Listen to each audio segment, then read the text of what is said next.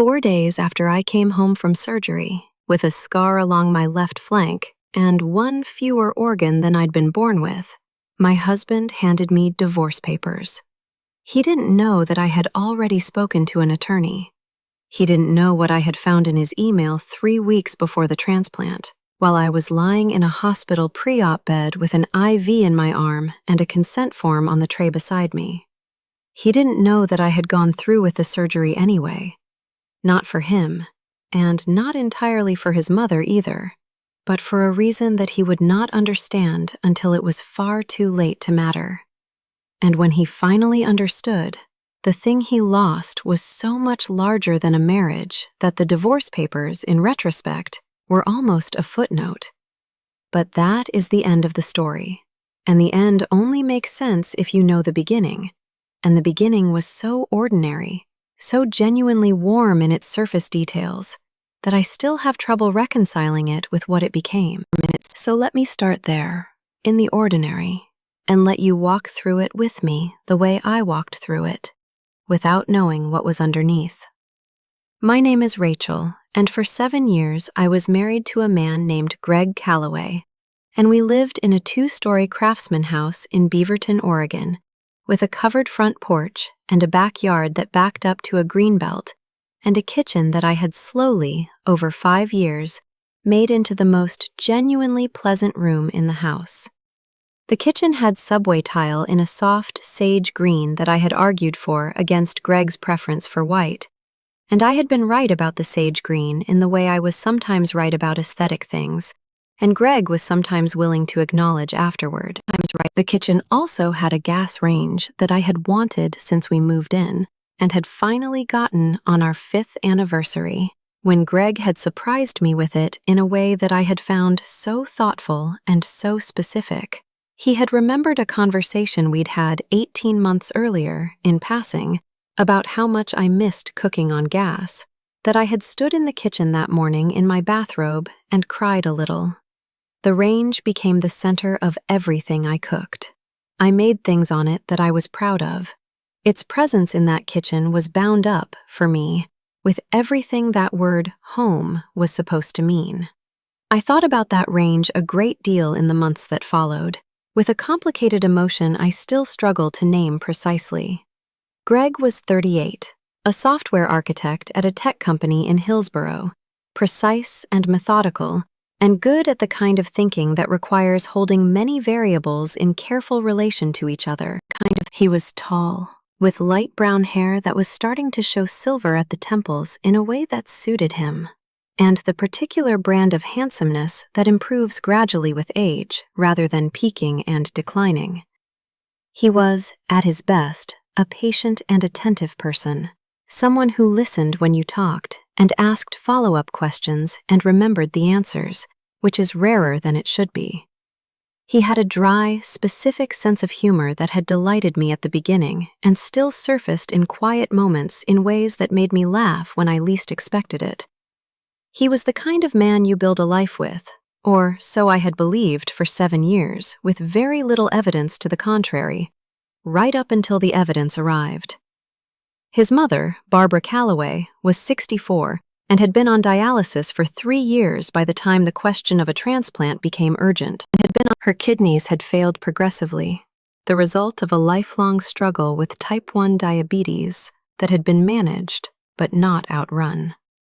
And the dialysis, 3 times a week, 4-hour sessions at a clinic in Tigard, had been keeping her alive while she waited on the national transplant list, which is a wait that can last years, and sometimes doesn't resolve in time. Barbara was a woman I genuinely liked, which I want to say clearly because what happened later between her son and me has nothing to do with her, and everything to do with him. She was warm and direct, and had the particular quality of resilience that belongs to people who have been managing a serious illness for a long time without letting it become the only thing they are. She made excellent lemon bars. She called me Rach, the way my own mother did, which I had always found moving. She had told me once, over a Sunday dinner that I had cooked, and she had complimented, with a specific detail that showed she had actually tasted it, that she considered herself lucky in her daughter-in-law. I had believed her. I still believe she meant it. The question of a living donor had come up approximately 18 months before the surgery. Greg's blood type didn't match his mother's in the right way, a fact that had been established early and that had removed him from consideration before the conversation fully opened. His sister, Dana, who lived in Phoenix, had been tested and ruled out for unrelated health reasons. The transplant coordinator at the hospital had presented the option of a paired exchange and explained the evaluation process for living donors. And somewhere in that conversation, I'm not entirely certain how it crystallized, these things rarely have a single identifiable moment. The possibility of my being tested had entered the room. I was 35. I was healthy. I was a nurse practitioner, which meant I understood the medical realities of living kidney donation with a specificity that most potential donors don't have going in. And I understood them without the distorting filter of medical mythology, which cut both ways. I knew the real risks, and I knew they were manageable in people with my health profile. I also knew what end-stage renal disease did to a person over time, and I had watched Barbara on dialysis, and I had a specific feeling about what it meant to be able to help when the help you could offer was real. I got tested. I matched offer. The transplant coordinator explained the paired exchange mechanism because Barbara's blood type still required a donor chain, and the timeline and the evaluation process I would need to complete, and I went through all of it with the thoroughness I brought to everything medical, asking questions that the coordinator, a woman named Janet who had been doing this for 15 years, said were among the most informed she had fielded from a potential donor. Greg sat beside me at that appointment and held my hand and looked at me with an expression that I can only describe as overwhelmed, not in a bad way, but in the way of someone confronting a generosity that exceeds their vocabulary for it. He said, driving home, "Rach, you don't have to do this. I need you to know that. There is no version of this where you owe this." And I said, "I know. That's not why I'm doing it." And he said, "Why are you doing it?" And I said, "Because I love her, and because I can." He reached across the console and squeezed my hand, and didn't say anything else. And the silence was the particular silence of a moment too full for words to improve it. I want to pause on that moment and hold it for a second, because it was real. Whatever came after, that moment was real, and I don't want to retroactively hollow it out by letting the betrayal cast backward. The man in that car, holding my hand in the dusk on the drive home from the transplant center, was genuinely moved and genuinely grateful and genuinely, I believe, in love with me. What happened was not that he had been performing the whole time. What happened was something else, something more complicated and in some ways more painful. He was all of those things, and also capable of what came next. People contain both. That is the thing that takes the longest to accept. The months of pre-surgical evaluation were their own particular world. There were medical appointments and psychological evaluations and financial counseling and a series of conversations with the transplant team that were designed to ensure that I was deciding freely, without coercion, with full understanding of what I was giving and what it cost. I passed all of it, which surprised no one, including me. I was the kind of candidate they wrote about in donor education materials. Healthy, informed, uncoerced, clear-eyed about the specifics. The surgery was scheduled for a Tuesday in March, a date that had been selected with the coordination of Barbara's surgical team, the paired exchange chain, and both our surgical schedules. In the weeks leading up to it, Barbara called me every few days, not to talk about the surgery specifically, but to talk in the way of two people who have found genuine affection for each other, about recipes and television and the novel she was reading, and the particular way spring comes to the Willamette Valley after a wet winter. Once, near the end, she said, in a voice that was doing the careful work of not cracking, "I know I already said this, but I need to say it again. I know what you're giving me." And I said, "I know you know." And we stayed on the phone for another 20 minutes talking about a baking show we both watched and didn't say anything more about kidneys at all. The first tug of something wrong came 6 weeks before the surgery. I noticed it and named it to no one and filed it in the same internal space where I kept things I wasn't sure what to do with yet. Greg had started working later. Not unusual for him. Deadline-driven work had always created periodic stretches of late nights, but there was a quality to the lateness that was different this time, a density to his distraction that exceeded what a project deadline produced. I had seen Greg stressed about work many times over 7 years, and I knew the specific texture of it. The clipped sentences, the inability to fully be present at dinner, the way he stared at his phone after 9 p.m., refreshing email with the reflexive misery of someone who knows the inbox isn't going to improve and checks it anyway. This was something adjacent to that, but distinctly different. He was distracted in a way that was directed rather than diffuse, attending to something specific rather than swimming in the general anxiety of work. His phone was in his pocket more. His laptop, when he used it at the kitchen table in the evenings, was angled slightly away in a way I had not noticed before, and then, once I noticed it, could not unnotice. His responses in conversation had a fraction of a second's additional delay, as if there was a filter now between his thoughts and his words that had not been there before. I told myself I was projecting. I was 6 weeks from major surgery. My own anxiety was elevated in ways that were entirely reasonable, and elevated anxiety has a way of recruiting sensory evidence for its own conclusions. I said this to myself several times over the following 2 weeks, with the clinical precision of someone who knows what confirmation bias looks like and is trying to account for it. But the thing about truly noticing something is that the noticing can't be undone by reasoning. It can be managed, deferred, held at a distance. It cannot be erased. I kept noticing, and the noticing accumulated. There was a specific evening, 3 weeks before the surgery, that I have returned to many times since as the moment when I had everything I needed to know, but didn't yet let myself have it. Greg had received a text message while we were watching television, and I had been sitting close enough to see the screen illuminate with the notification before he turned it face down. I had not been trying to see it. I had simply been close, and the illumination had been bright, and what I had glimpsed in the fraction of a second before the screen darkened was a name.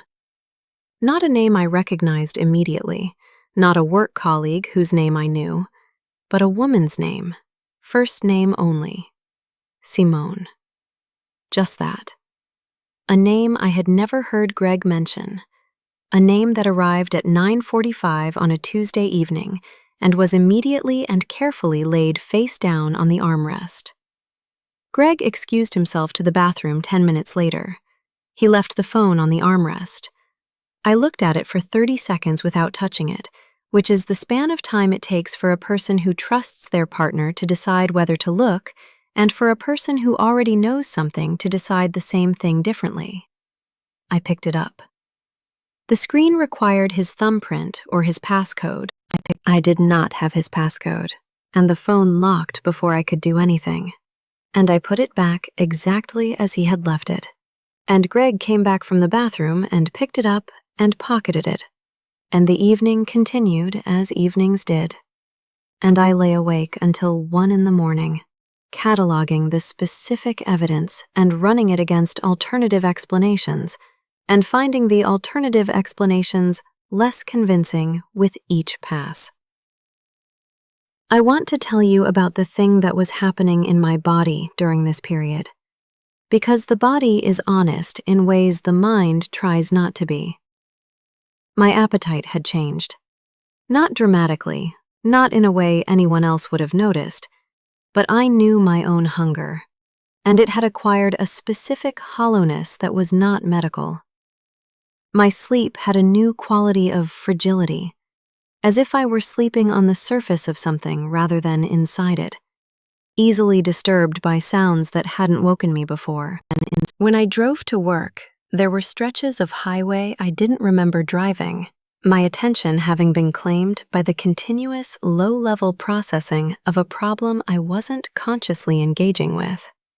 My hands, which I needed to be steady for my work, were steady at work and slightly not at home. I noticed all of this and categorized it accurately. My nervous system was registering a threat that my conscious mind had not yet authorized itself to fully acknowledge. But I was still 3 weeks from surgery. I was in the final stage of evaluation. The transplant coordinator had scheduled a pre-surgical briefing for the following week. Barbara was waiting. The paired exchange chain involved a second donor-recipient pair, another family, entirely unknown to me, in which someone's loved one would receive a kidney because I was giving mine. The architecture of it was already built because pulling out now was possible. It was always possible. The psychological evaluators had emphasized this repeatedly. But it had weight. There was a person I had never met whose transplant depended on mine. And that person had nothing to do with what was or wasn't happening in my marriage. I held all of this in my chest at the same time, and I breathed. And I thought, 3 more weeks. 3 weeks of not knowing. After the surgery, after the recovery, you deal with whatever there is to deal with. I had been wrong about the 3 weeks. The knowing arrived 19 days before the surgery. Not through a phone I couldn't unlock, but through a browser left open on a laptop that had not been put away properly. Greg had worked at the kitchen table that evening, on his personal laptop, and had gone upstairs to take a shower when I came down for water at 11. The laptop was on the table, lid half closed, and it had not gone to sleep. I did not plan what I did next, and I did not approach the table with intention.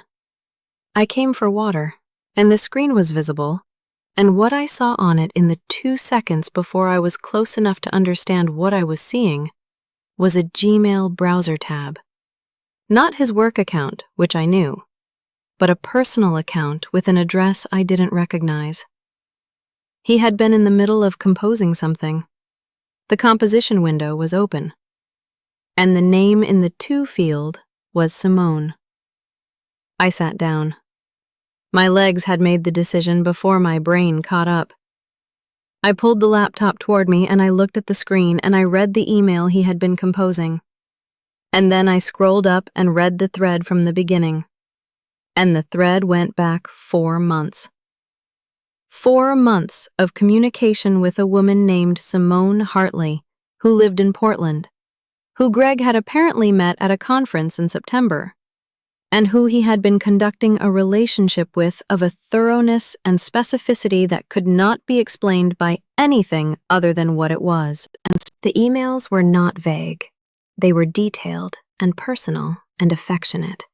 And they were also, and this is the layer that arrived after the initial layer, the one that sat underneath the affair like a second floor.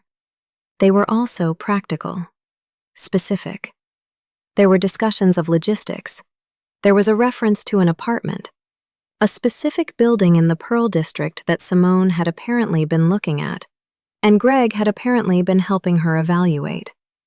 There was a reference to timing that arrived in the email dated 5 weeks ago, in which Greg had written, "I'm going to wait until she's recovered. I can't do it before. It would look, but after, when she's stable, I'll file. She's recovered. She's stable. I'll file." The laptop screen blurred and then reassembled. My hands were flat on the table surface. The kitchen smelled of the herbs I had on the windowsill above the sink. Rosemary, thyme, and of the dish soap from the evening's cleanup, and of the faint lingering warmth of the gas range I had loved. And all of those smells arrived to me across a distance that seemed suddenly enormous, as if I had been moved several feet from my own life without being asked. I sat in my kitchen at 11:15 at night in the house I had made into a home over 5 years of small, patient investments, and I read the email again, and then the thread, again, from the beginning. And the second reading was worse than the first because on the second reading, I was not processing information, but absorbing meaning. And the meaning was this. He had planned to wait until I was stable from the surgery I was performing in 19 days. He had planned to file for divorce after my recovery. He was going to take what I was giving, take his mother's life, extended by my kidney, and then he was going to hand me papers. He had a timeline. He had been keeping a timeline while we went to transplant consultations together, and he squeezed my hand in the car and said there was no version of this where I owed it. I thought about that drive home from the first appointment. I thought about his hand over mine on the console. I thought about his face in the consultation room, what I had read as overwhelmed and genuine. And then I thought, was it genuine then? And did something change afterward? Or was there already a Simone in September when we sat in that office and he held my hand? And the answer to that question was in the email thread. And the answer was yes. The conference was in September. The thread started in October. The transplant consultation had been in November. He had already met Simone when he sat in that consultation room. He had already been composing the emails when he looked at me with that expression I had read as overwhelmed by generosity. The expression may have been genuine. It may have contained real feeling. It may have been both real feeling and a private awareness that he would not be here for the aftermath, that he was building an exit, and that the exit would be cleanest if it waited until the transplant was complete. Because having your wife give a kidney to your mother and then immediately filing for divorce is the kind of thing that looks, even to a man rationalizing his own behavior, like something he needed to wait out.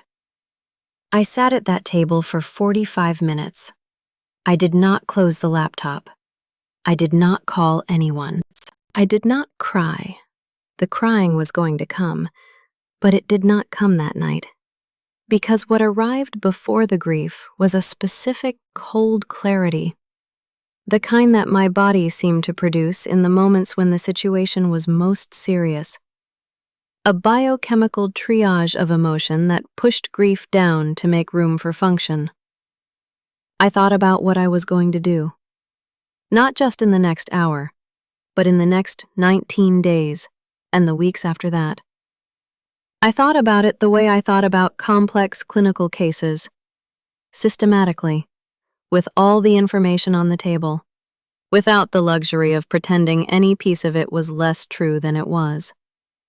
And I arrived, sometime around midnight, at a set of decisions. Some of them surprised me. One of them, I think, would surprise most people. But they were mine, and they were made clearly, and I was not going to unmake them. I went upstairs. Greg was asleep. I lay beside him in our bed in the dark, and I looked at the ceiling, and I thought, I know what I'm going to do.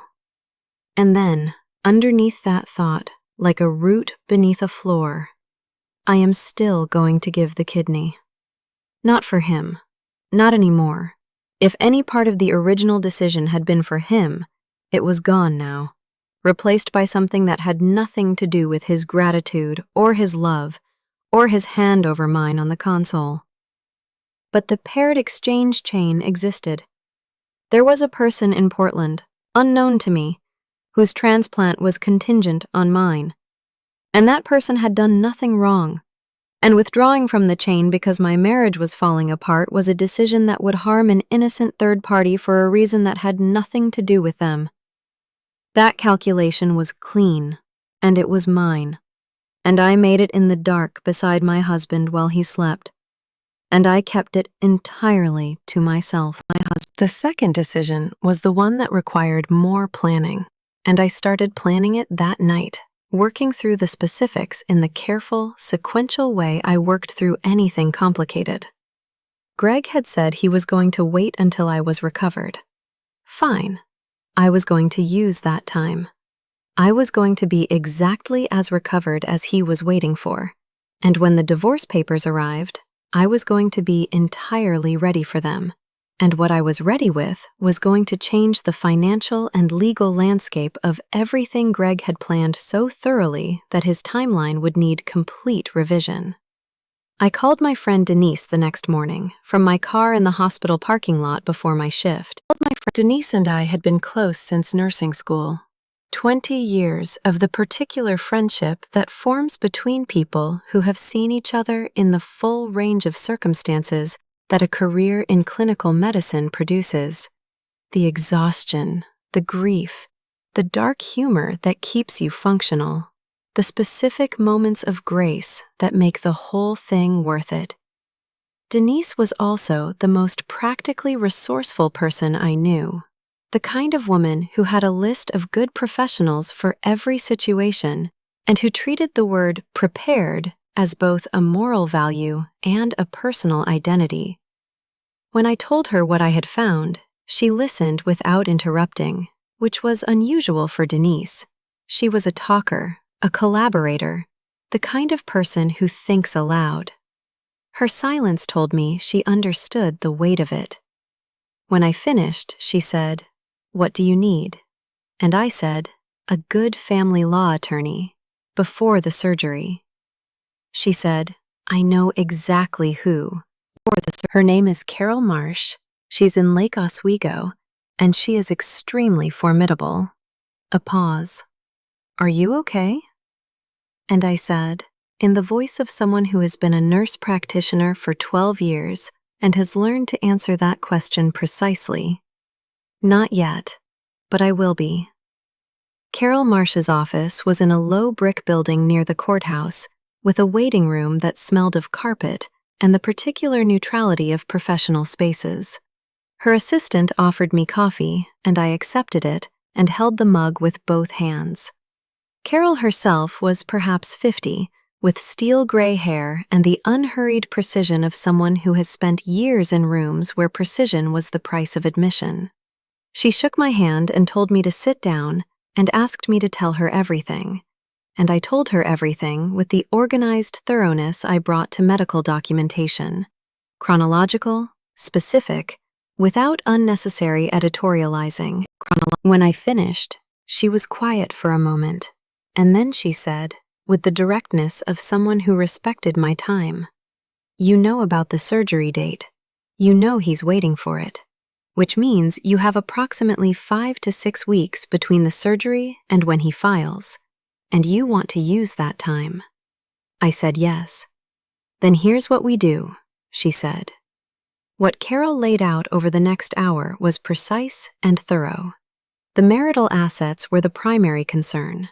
The house, which had appreciated significantly since purchase, 2 investment accounts that were jointly held, and Greg's equity compensation, which had been vesting over the years of our marriage, and which Carol said was often the most contested and most underestimated asset in technology divorces. She wanted financial documentation, account statements, the mortgage, Greg's equity plan details, which I had access to from joint tax returns. She wanted records of my financial contributions to the household, which were substantial, given that my salary as a senior nurse practitioner was comparable to Greg's after bonuses were excluded. She said, with a particular calm emphasis, "The timing of the filing, if he files shortly after your surgery, is going to be relevant. A husband who waits until his wife recovers from donating a kidney to file for divorce when there is evidence he was planning to file throughout the period of the donation evaluation and surgery, has a specific optics problem that bears on the equitable distribution analysis in Oregon. She paused. Do you understand what I'm saying? I said I did. Good, she said. Get me those documents. I got her the documents over the following 10 days, working quietly and methodically around the edges of a household life I was maintaining at its surface. Greg and I had dinner together every night. We talked about his work and mine, and about his mother's progress, and about practical things, grocery lists, a repair the gutters needed, the book I was reading. He touched my shoulder in the kitchen sometimes, passing behind me, a habitual domestic gesture that had survived intact from the years before Simone, and that now arrived with a quality I had no language for. Not exactly revulsion, but a particular awareness of how profoundly differently the same physical gesture lands when you know what you know. I received it without expression. I handed him his coffee in the mornings. I was, on the surface of things, exactly the wife he was waiting to divorce. Underneath the surface, I was organizing documents and meeting with Carol, and having a second conversation with my transplant coordinator about the surgery timeline, which I did not cancel. The night before the surgery was the hardest night I had in any of this, and I want to describe it honestly because it contained more than the strategic clarity that had been sustaining me. Greg drove me to the hospital in the morning. The surgery was at 6 a.m., requiring check-in at 4:30. Which meant we were up at 3:45 in a darkness that had its own quality of unreality. He was quiet in the car in a way I read as anxiety about the surgery, which was the appropriate reading, and which may have also been accurate alongside everything else. He walked me to pre-op and sat with me while the IV was placed and the consent forms were reviewed, and the anesthesiologist came in to introduce herself, and his hand, which held mine during all of this, was warm and steady. And when they came to take me back, he stood and he looked at me for a moment, with an expression I will carry for a long time without being fully able to name it, complex and genuine and containing several things simultaneously, some of which I am certain were real, even knowing everything I knew. He said, "Come back to me." 3 words. I said, "I'll see you on the other side." And I meant it in the medical sense, and also, privately, in another sense entirely. He kissed my forehead. I went through the doors. The surgery went well. Barbara's surgery went well. The paired exchange worked. I learned later that the other recipient in Portland had received their donor kidney successfully on the same day, which was information I held with a specific, quiet satisfaction that belonged to me alone. I woke up in recovery with a burning along my left flank and a soreness in my abdomen that the team managed appropriately. And the first face I saw when I was alert enough to see faces was the recovery room nurse, and the second was Greg's, and the third was Barbara's, which was a surprise.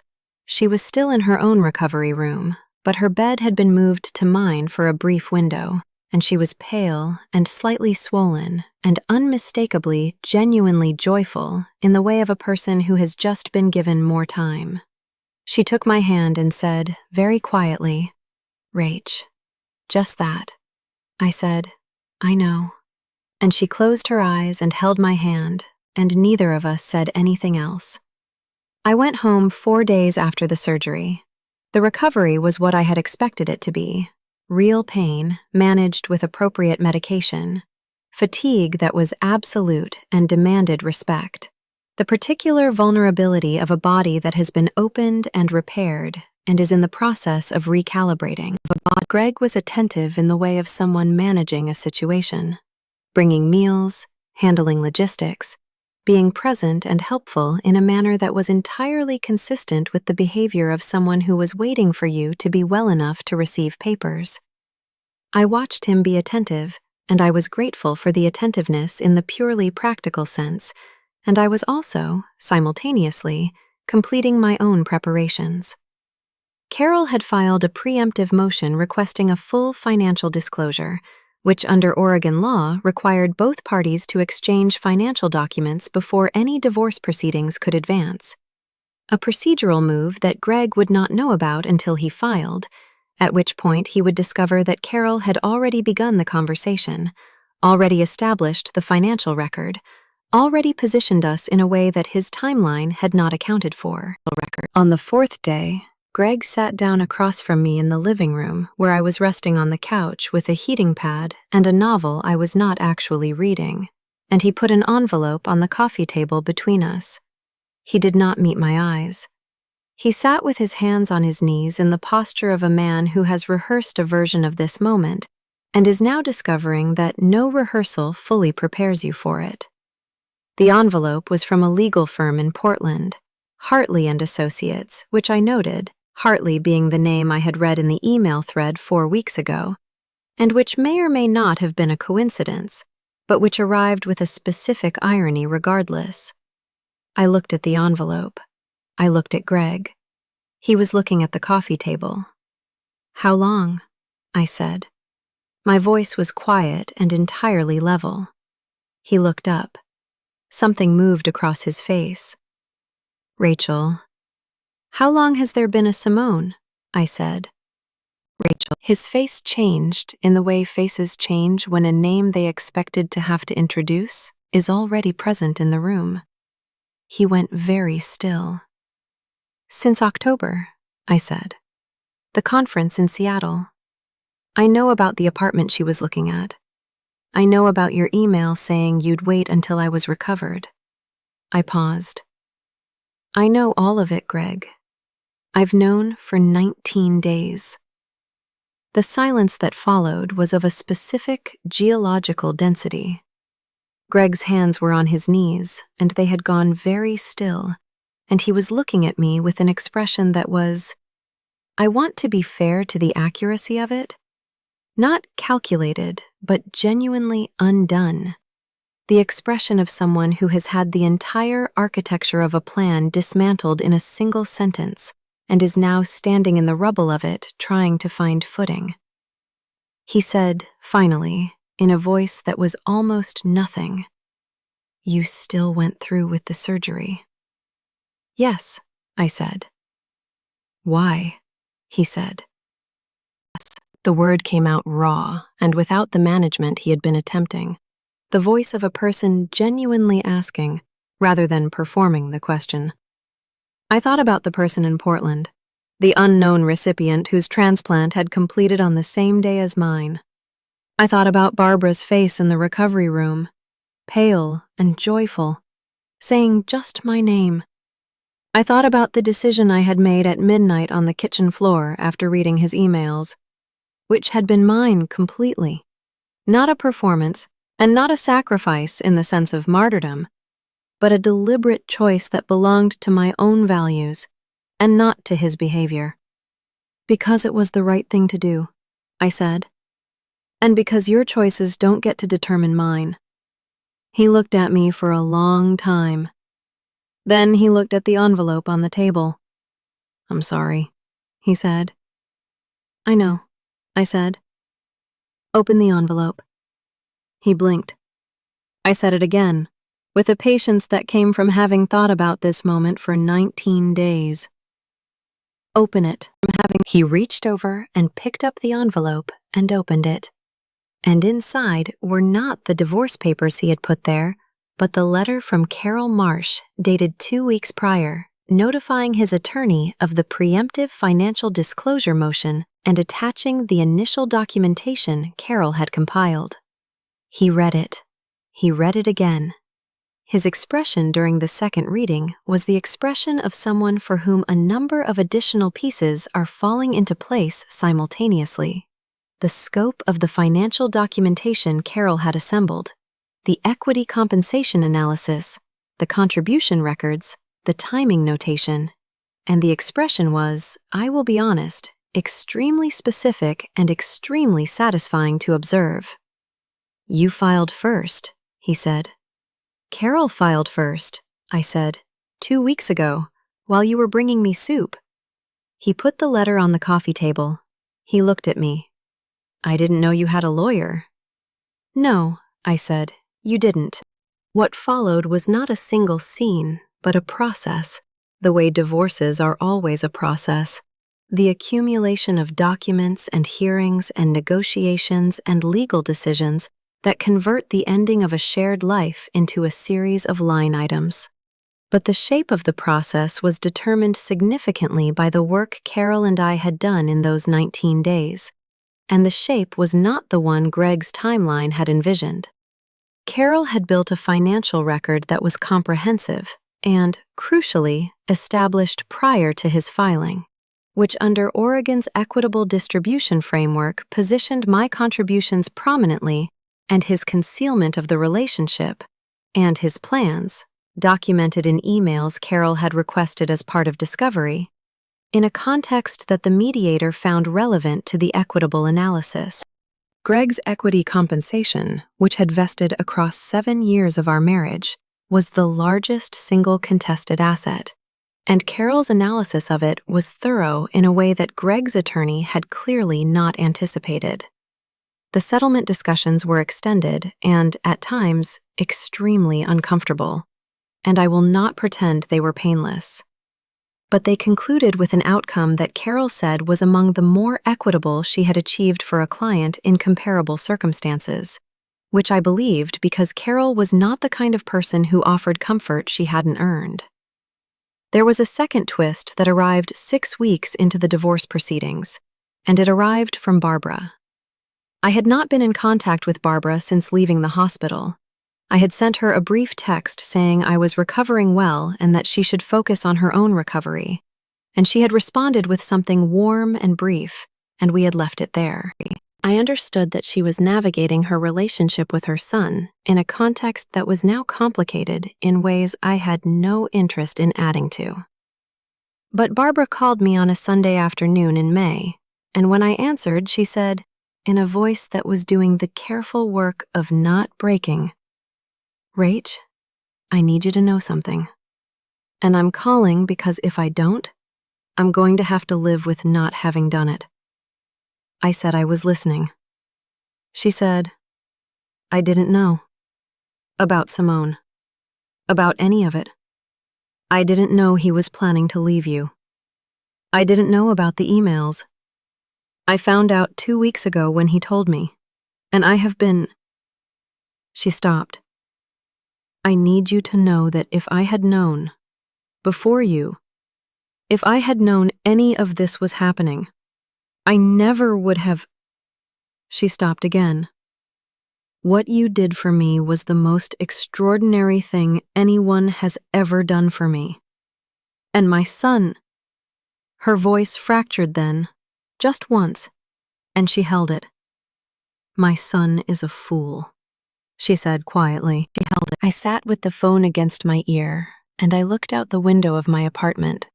I had moved into a rental in Portland while the house was processed through the settlement, and I thought about the lemon bars she made, and the way she called me Rach, and the Sunday dinners, and the recovery room, her bed moved beside mine, her hand holding mine while she said just my name.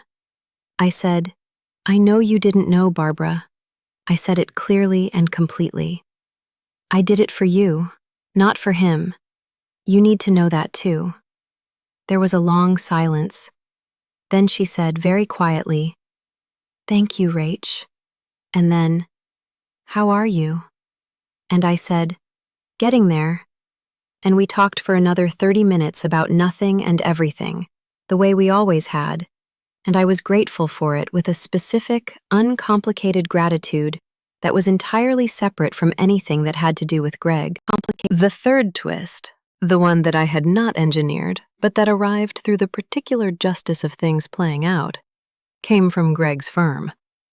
Greg's equity compensation had been the center of the financial negotiation, and in the course of Carol's discovery process, certain communications had been surfaced that Greg had sent from his work email account. Communications that his firm's HR department upon being notified of the litigation and the discovery subpoena, reviewed under their own confidentiality and conflicts policy. The specifics of what they found and what they decided are not entirely known to me, because what Greg did with his employment was his business and not mine by the time the settlement was finalized. What I know is that he left the company approximately 3 months after the divorce was final, under circumstances that were described publicly as a mutual decision to part ways, and that were described to me via a mutual friend named Tom as rather less mutual than that. Tom told me this in a tone of the particular satisfaction that belongs to people who have watched a situation resolve with poetic precision, and he said, "How does it feel?" I said, "Like none of my business anymore," which was true and also slightly not true, because I was human and I was not immune to the particular feeling that arrives when a complicated justice completes itself without your having to manufacture it. I felt that feeling. I let myself feel it for exactly as long as was honest, and then I set it down. The night before the settlement was final, I sat in my rental apartment at a kitchen table I had bought at a second-hand store. Solid pine, slightly uneven on one leg, requiring a folded piece of cardboard under the short corner. And I drank a glass of wine, and I thought about the gas range in the house that was being sold as part of the settlement, the sage-green subway tile kitchen, the Sunday I had stood in my bathrobe and cried a little because he had remembered a passing conversation from 18 months ago. I thought about what that remembered conversation had meant to me then, and what it meant now. Not nothing. Not performance. Not entirely. Real attention. Real care. Real love of some kind. Alongside everything else. People contain multitudes, and the multitudes do not cancel each other out. That is the hardest thing to hold, and the most important, because the alternative, deciding that none of it was real, would require lying about my own experience. And I had decided at some point in this long year that honesty about my own experience was the one thing I was not going to compromise. I woke up on the morning the settlement finalized with the particular quality of lightness that belongs to mornings after things are done. I made coffee in my pine table apartment with the second-hand kettle that had replaced the good equipment now being divided and sold, and I stood at the window with my mug and I looked at Portland in the morning, the particular green of the Pacific Northwest in late spring, the sky a shade of blue that seemed to have rinsed itself clean overnight, and I thought, okay, what now? Not with dread, but with the orientation of someone who has come through something and is now facing the open space on the other side of it. Carol called me that afternoon to confirm the settlement was recorded. She said, in the manner of someone who permitted themselves precisely calibrated professional satisfaction, "You were an excellent client, Rachel. I hope you won't need me for anything like this again. But if you do, you know where I am." I thanked her in the specific way that goes beyond professional courtesy. The way you thank someone who has been genuinely useful in the true crisis of your life. And she received it graciously, and we hung up. I called Denise that evening. She answered on the first ring, which was Denise's version of saying, "I've been waiting." I told her the settlement was done. She said, "How are you?" And I said, "Honestly?" And she said, "Always." And I thought about it for a real moment before I answered, because the question deserved a real answer. "I'm okay," I said. "Not great, not terrible. Somewhere in the range of okay, which is better than I thought I'd be." Denise made a sound of genuine satisfaction and said, "Good. That's exactly right. Come over for dinner this weekend." I said I would. Denise's house smelled, when I arrived that Saturday, exactly as it always had. The specific combination of the jasmine she grew on the back fence and whatever was on her stove, and the particular warm air of a house that was genuinely lived in by people who liked living there. We ate at her kitchen table, which was cheerfully cluttered with the evidence of an active household. Mail that needed sorting, a child's art project in progress, a cactus that had outgrown its pot and not yet been repotted. Her husband, Carl, made jokes throughout dinner that were reliably funny in his specific dry way. And their daughter, who was 7 and had recently decided she was going to be a marine biologist, told me extensively about octopuses over the salad course with the focused authority of an expert who has found her audience.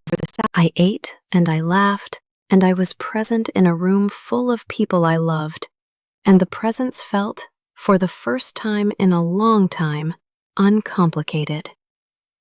I heard about Greg and Simone through Tom, periodically and without seeking it out.